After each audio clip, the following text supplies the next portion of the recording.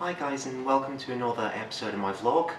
Apologies for the delay in uploading, but those of you who follow my Instagram and Facebook feeds will have seen that I was down in London this weekend and didn't actually make it back into my flat until 1:30 this morning, and was in at work at 9 o'clock, although it was a non-clinical day, no patients, which was a small mercy, so apologies for that.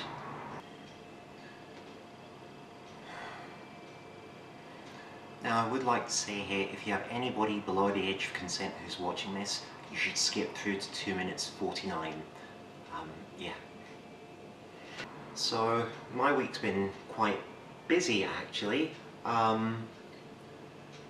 First off, last Sunday after I did my vlog, I went into town to go to, there were some wee pop-up stalls in the lighthouse, and I got a lovely merino hat for my daughter as another Christmas present because I haven't gotten her enough yet, obviously. And then went to the Christmas markets in George Square, not just myself, but with this girl that I've been seeing now for a good few weeks. And we had some mulled wine there, and then we got some pizza out of Paisano's, and then we came back here and I did some mulled white wine. And for those of you who want to make some mulled white wine, I add brandy, some sugar syrup, some peppercorns, some sage, some rosemary, and some lemon zest. And we watched The Nightmare Before Christmas because we were feeling all Christmassy. And yeah, we had sex, which was really good. Now, I've been feeling very nervous and apprehensive, not necessarily about the sex, but about letting myself be seen naked by somebody. But it was lovely. She was really good, helped me calm down, helped me feel comfortable, helped me feel myself, and yeah, allowing myself to be that exposed. I didn't think I'd be ready quite this soon, so that was good. As for work during the week, it's been well, there's not really been much going on. I was at work Monday, teaching the students on Tuesday. Wednesday, not a great deal going on. And then Thursday, I got D&V in the morning, so I was off work, was feeling better on Friday, but obviously didn't go into work because I hadn't been symptom-free for 48 hours. And then Saturday, because it was such a brilliant idea, I decided to get the early train down to London, so I was at Central Station for 8 o'clock in the morning. So yeah, I've not had that much sleep over the last few days, but what I will say is I finally got around to reading Lauren's book Filter Free, and it had me in tears on the train down. I'm kidding you not, just reading all these amazing stories from these ordinary women who've managed to overcome such adverse circumstances. It really had me in tears, and people in the train carriage staring at me like I was from another planet or something. So those of you who haven't bought it yet, please do. It's well worth a read. Got down to London, had a wander around some of the shops, and then was staying with my pal Bex, and we had some drinks and went out, and anybody who does want to have a look at my Instagram feed can see what we got up to. And then Sunday morning went to Kew Gardens, which in the snow was absolutely breathtaking. It was stunning in the snow. Hadn't been to Kew Gardens since I was a wee kid, and yeah, had a lot of fun,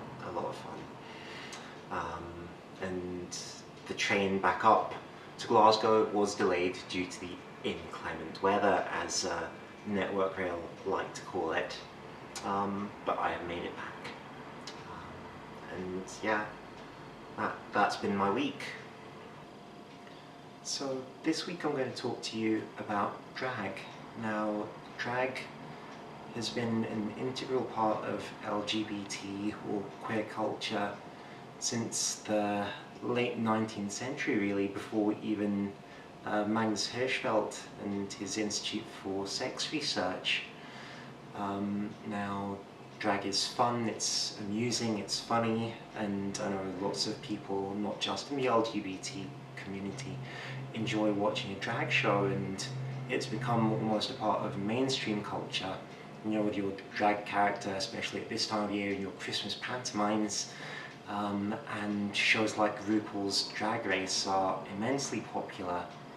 But there are a couple of reasons that I feel not entirely comfortable with drag, and one's more a second wave argument and one's more of a third wave argument. The question I want to ask you this week is, what does it mean when being a woman or portraying a woman is reduced to a sort of exaggerated form of femininity?